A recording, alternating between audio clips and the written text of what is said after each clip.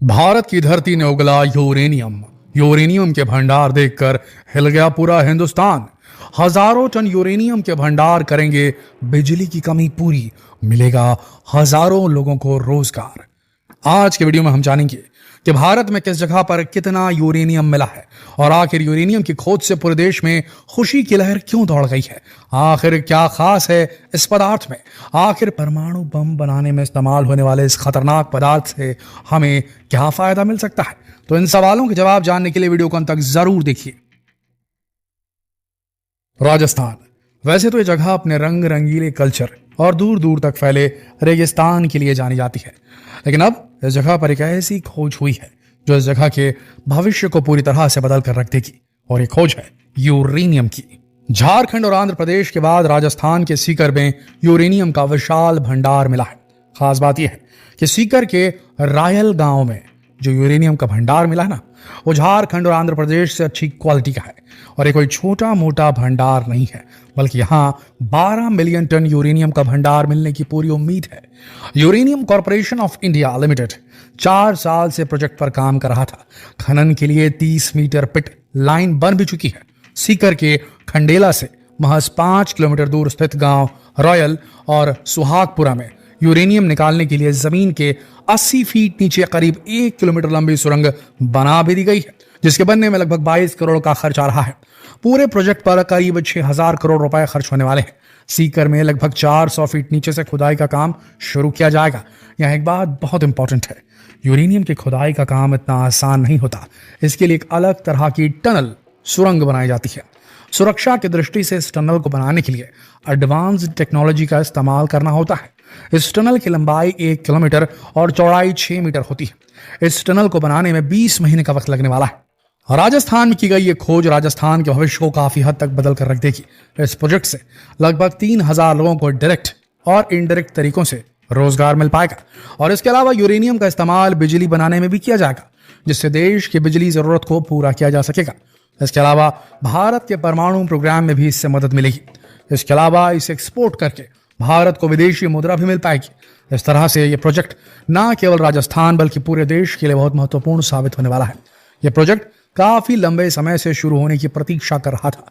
अटल बिहारी वाजपेयी की सरकार के समय राजस्थान की सीकर में यूरेनियम होने के साक्ष्य मिले थे, सबूत मिले थे। सन 1999 में यहां ड्रिल करना शुरू किया गया था, और लंबे समय तक चली ड्रिल के बाद सन 2005 में यहां यूरेनियम के विशाल भंडारों के सबूत पुख्ता हो गए।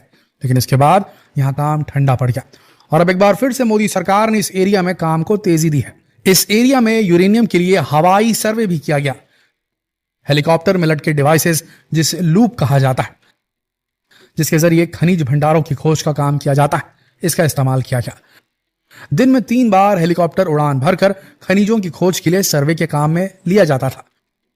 400 स्क्वायर किलोमीटर के इलाके में किए गए सर्वे में यह बात सामने आई कि यहां के अलावा राजस्थान के 3 और इलाकों में भी यूरेनियम मिलने की बेहद ज्यादा संभावना है।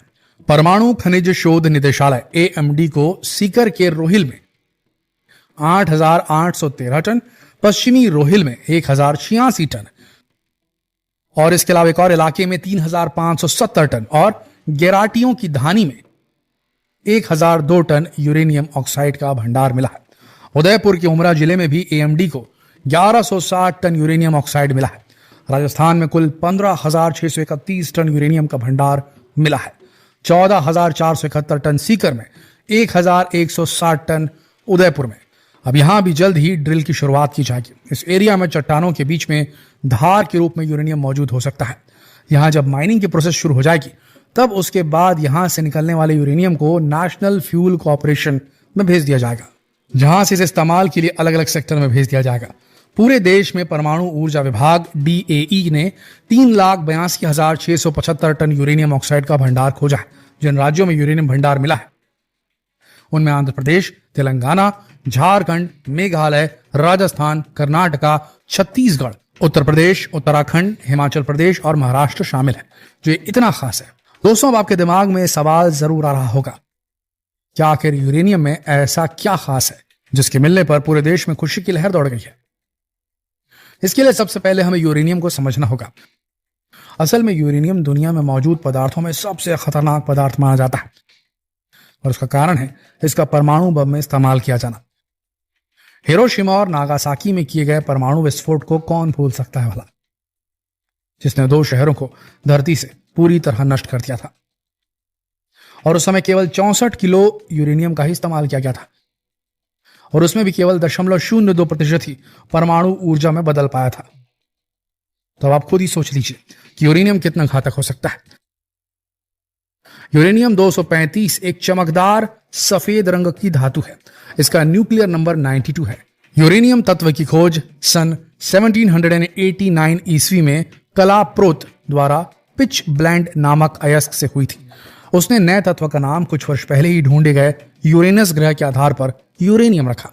यूरेनियम को समझने के लिए हमें पहले रेडियो एक्टिविटी को समझना होगा। यूरेनियम प्राकृतिक रूप से रेडियोएक्टिव होता है।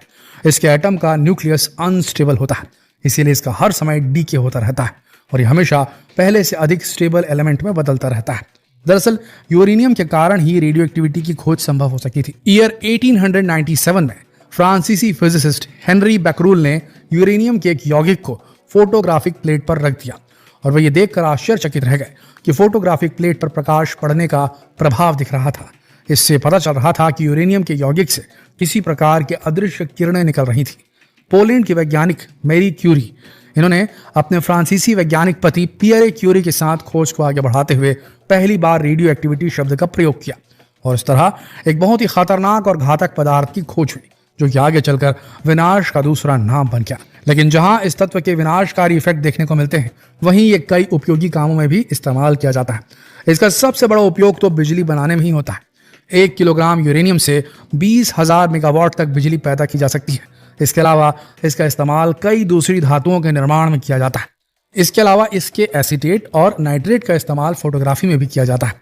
इसके अलावा इसका इस्तेमाल कई तरह के हथियारों में भी किया जाता है। आजकल कई सबमरीन्स में इसका इस्तेमाल ऊर्जा उत्पन्न करने के लिए किया जा रहा है और यही वजह है कि काफी कीमती धातु मानी जाती है।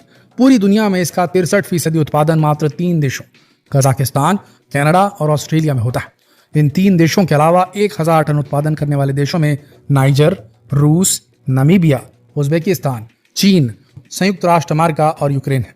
दोस्तों, देश में यूरेनियम का भंडार मिलना एक बहुत बड़ी खोज है, जिससे इसका इस्तेमाल कई तरह से किया जा सकेगा और अब हमें यूरेनियम दूसरे देशों से इंपोर्ट नहीं करना पड़ेगा और इससे देश की शक्ति और भी ज्यादा बढ़ जाएगी।